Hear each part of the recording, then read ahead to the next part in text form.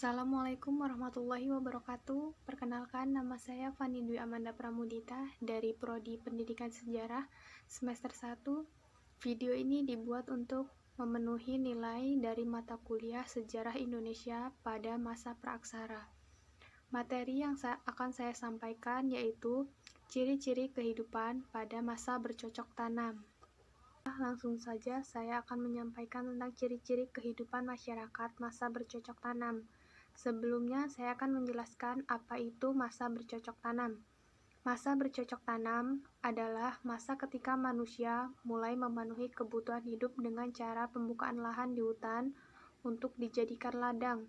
Pada masa ini, manusia praaksara memulai kehidupan menetap di suatu tempat tinggal sederhana secara berkelompok. Terjadinya masa bercocok tanam ini di mana pada saat cara hidup berburu dan mengumpulkan makanan ditinggalkan. Masa bercocok tanam manusia sudah mulai berpikir tentang pentingnya kehidupan berkelompok demi mempertahankan kehidupan. Dalam kehidupan berkelompok, mereka melakukan kerjasama antar anggota. Kerjasama ini terlihat pada saat mereka mengolah atau mengerjakan ladang.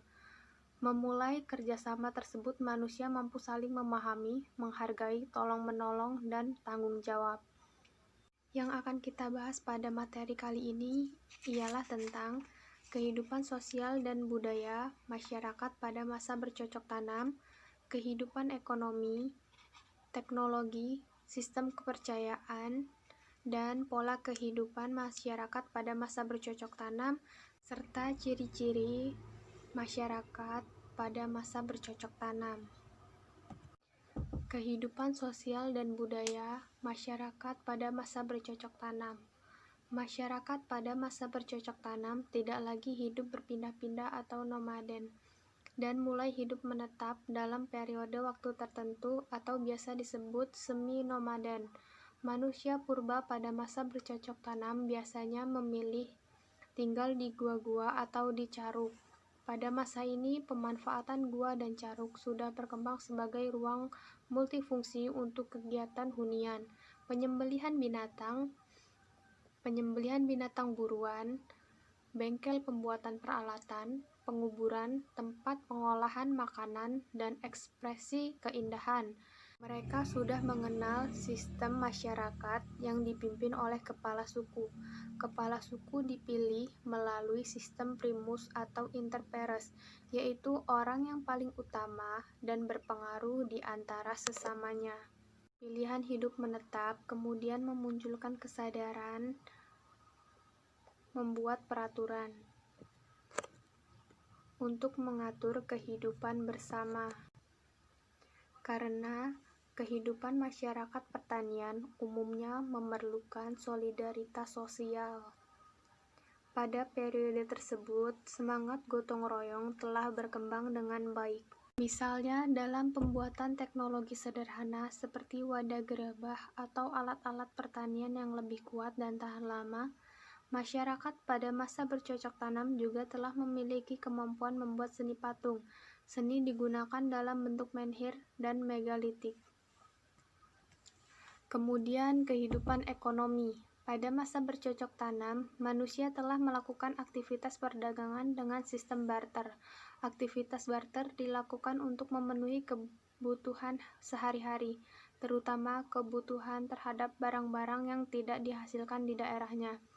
Barang-barang yang dipertukarkan tidak hanya berupa hasil-hasil pertanian, tetapi juga hasil-hasil industri rumah tangga seperti gerabah, perhiasan, dan alat-alat pertanian. Lalu, perkembangan teknologi pada masa bercocok tanam. Pada masa bercocok tanam, manusia sudah mengenal teknik pengasah batu. Oleh karena itu, perlengkapan batu yang dihasilkan memiliki bentuk halus dan elegan. Beberapa peralatan batu yang dihasilkan manusia pada masa bercocok tanam ialah: 1. Perhiasan terbuat dari batu kalsedon yang biasanya dibentuk menjadi gelang, kalung, dan anting-anting. 2. Kapak lonjong memiliki penampakan berbentuk lonjong. Bagian yang tanam diasah dan diberikan tangkai seperti kapak penebang kayu sekarang. 3. Mata panah digunakan untuk keperluan berburu dan menangkap ikan. Keempat, beliung persegi. Beliung persegi digunakan sebagai kapak untuk memotong kayu, cangkul untuk mengolah tanah, dan tatah untuk mengukir kayu. Kelima, gurdi dan pisau digunakan untuk memotong dan melubangi kayu dan kulit. Keenam, gerabah. Barang-barang gerabah yang dihasilkan antara lain berupa periuk, cawan, piring, dan pedupaan. Kemudian, sistem kepercayaan pada masa bercocok tanam. Masyarakat bercocok tanam juga sudah mengenal sistem kepercayaan, yaitu kepercayaan animisme, dinamisme, dan totemisme. Sistem kepercayaan animisme yaitu mempercayai bahwa setiap benda di bumi ini, seperti kawasan-kawasan tertentu, gua, batu besar, mempunyai jiwa yang mesti dihormati, agar roh tersebut tidak mengganggu manusia, malah justru membantu mereka dari roh jahat dalam kehidupan sehari-hari mereka. Kepercayaan dinamisme adalah pemujaan terhadap roh nenek moyang yang telah meninggal dan menetap di tempat-tempat tertentu seperti pohon besar. Arwah nenek moyang sering dimintai tolong untuk urusan mereka. Caranya adalah dengan dimasukkan arwah-arwah mereka ke dalam benda-benda pusaka seperti batu hitam atau batu merah delima. Ada pula yang menyebut bahwa dinamisme adalah kepercayaan yang mempercayai terhadap kekuatan abstrak yang pada suatu benda. Kemudian ada kepercayaan totemisme. Totemisme adalah istilah pada suatu kepercayaan atau agama yang hidup pada sebuah komunitas atau organisasi yang mempercayai adanya daya atau sifat ilahi yang dikandung sebuah benda dan makhluk hidup selain manusia. Berikut ciri-ciri kehidupan pada masa bercocok tanam. 1. Hidup menetap dan tinggal di perkampungan kecil yang umumnya dekat dengan sumber air. Kedua, mengolah alam dan potensinya dengan membuka ladang tada hujan. Ketiga, mengenal dan menerapkan peraturan sosial, solidaritas, dan kerjasama. Keempat, mengenal pembagian tugas dan sistem kepemimpinan yang disebut primus inter pares. Individu yang kuat, berwibawa, disegani, dan mampu memecahkan masalah. Yang kelima, menciptakan dan menggunakan peralatan yang terbuat dari batu, kayu, tulang, dan tanduk dengan bentuk lebih halus dibandingkan peralatan pada zaman berburu dan meramu. Contohnya, hasil kebudayaan dan teknologi pada zaman bercocok tanam adalah beliung persegi, berfungsi untuk melubangi dan mengukir kayu, belincung berfungsi untuk membuat perahu, dan kapak persegi berfungsi untuk menggali, memotong, memecah, dan sebagai senjata. Keenam, mengenal bentuk-bentuk sistem kepercayaan. Ketujuh, mengenal bahasa walaupun masih sederhana. Kemunculan zaman masa bercocok tanam dari era transisi, dari gaya hidup berburu dan meramu atau mengumpulkan makanan ke gaya hidup pertanian atau memelihara hewan ternak. Pada zaman ini, cara hidup menjadi menetap dan sudah tidak lagi berpindah-pindah tempat tinggal.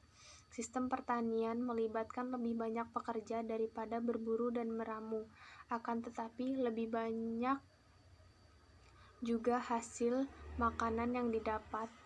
Di sini ada kehidupan masa bercocok tanam. Manusia hidup dengan pola semi-nomaden, yaitu harus terus berpindah dari satu tempat ke tempat lain. Kemudian setiap orang harus membangun tempat tinggal, padahal hanya untuk sementara waktu. Hal itulah dirasa kurang menguntungkan, karena tidak efektif dan juga tidak efisien. Akhirnya kehidupan masyarakat praaksara dahulu mengalami perkembangan. Kehidupan masyarakat praaksara ini mulailah muncul gagasan untuk merubah pola kehidupan menjadi menetap. Berikut pola kehidupan pada masa bercocok tanam. Pola kehidupan mulai menetap di dataran rendah secara berkelompok dan mulai memilih pemimpin. Manusia pada masa ini sudah mengenal cara bercocok tanam, mengolah tanah, dan memelihara hewan, atau sudah mengenal cara memelihara hewan ternak. Kemudian, mereka mulai menguasai cara menyimpan makanan dan mengawetkan makanan secara sederhana. Mereka mengenal sistem kepercayaan terhadap roh nenek moyang dan kekuatan alam. Sistem kepercayaan ini ditunjukkan melalui simbol-simbol gambar.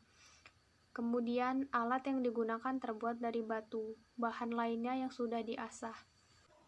Baiklah, di sini saya akan menjelaskan tentang sebagian peninggalan-peninggalan daripada masa bercocok tanam.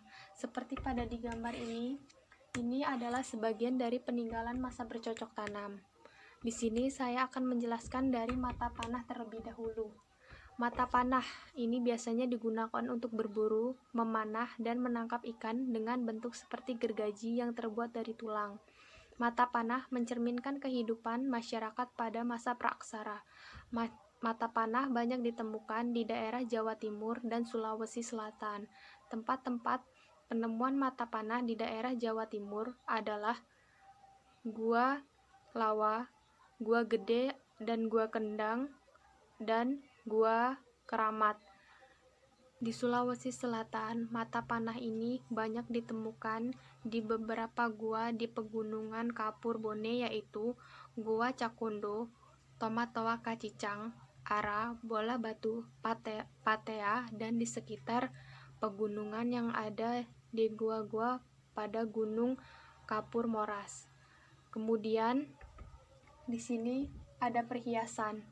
Perhiasan pada masa bercocok tanam sudah ditemukan. Perhiasan pada masa bercocok tanam ini terbuat dari tanah liat, batu kalsedon, dan dari batu jenis yaspur, juga dari kulit kerang. Perhiasan banyak ditemukan di daerah Jawa Tengah dan Jawa Barat. Kemudian di sini ada kapak lonjong. Kapak lonjong merupakan alat berbentuk lonjong dengan pangkal agak runcing dan melebar pada bagian tajamnya. Seluruh permukaan alat tersebut telah digosok halus. Sisi pangkal agak runcing dan diikat pada tangkai. Sisi depan lebih melebar dan diasah sampai tajam pada kedua sisinya sehingga menghasilkan bentuk tajaman yang simetris. Inilah yang membedakan dengan beliung persegi. Alat ini di Indonesia ditemukan hanya terbatas. Dan setelah kapak lonjong, di sini ada gerabah. Gerabah juga peninggalan dari masa bercocok tanam. Hasil temuan arkeologi membuktikan bahwa benda-benda gerabah mulai dikenal pada masa bercocok tanam. Gerabah terbuat dari tanah liat yang dibakar. Pada masa bercocok tanam, alat ini dibuat secara sederhana. Semua dikerjakan dengan tangan. Gerabah ditemukan di daerah Kendeng Lembu, Banyuwangi, Kelapa II, Bogor, Serpong, Tangerang, Bali, Kalumpang, dan Minanga-Sipaka, Sulawesi, serta beberapa daerah lainnya di Indonesia. Dan yang terakhir di sini adalah beliung persegi. Beliung persegi merupakan alat dengan permukaan memanjang dan berbentuk persegi 4. Seluruh permukaan alat tersebut telah digosok halus, kecuali pada bagian pangkal yang digunakan untuk tempat ikatan tangkai. Sisi pangkal diikat pada tangkai, sisi depan diasah sampai tajam. Jika dari salah satu gambar atau sebagian gambar ini ada yang kurang jelas, saya akan memberikan lampiran di akhir video pembelajaran ini. Sekian materi yang dapat saya sampaikan. Jika ada kekurangan dan kesalahan, saya mohon maaf. Semoga materi yang saya sampaikan bermanfaat bagi pendengar dan penontonnya. Sekian, wassalamualaikum warahmatullahi wabarakatuh.